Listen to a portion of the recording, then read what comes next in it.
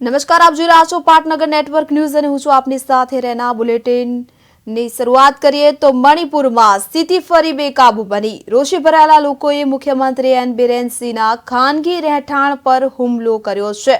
પોલીસે ભીડને વિખેરવા માટે ટીયર ગેસના સેલ છોડ્યા હતા.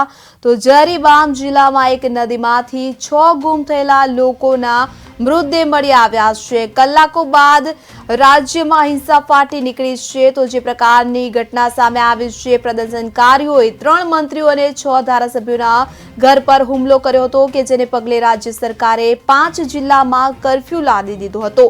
કેટલાક ભાગોમાં ઇન્ટરનેટ સેવાઓ પણ સ્થગિત કરી દેવામાં આવી. તો અધિકારીઓએ કહ્યું છે કે રાજ્યમાં સ્થિતિ વણસી રહી છે. પ્રદર્શનકર્તાઓએ મુખ્યમંત્રી એન બિરેન સિંહના જમાઈના ઘર સહિત 3 ધારાસભ્યોના ઘરોમાં તોડફોડ કરી હતી. હિંસક ટોળાએ ધારાસભ્યોના ઘરોને આગ ચાંપી દીધી હતી. જવાબમાં સુરક્ષા દળોએ પ્રદર્શનકારીઓને વિખેરવા માટે ટીયર ગેસના સેલનો ઉપયોગ કર્યો હતો. તો વધુમાં વધતી હિંસાને ધ્યાનમાં રાખીને રાજ્ય સરકારે ઇમ્ફાલ પૂર્વ અને પશ્ચિમ બિષ્ણુપુર, થોબલ અને કાંચિંગ જિલ્લામાં કર્ફ્યુ લાદ્યો છે.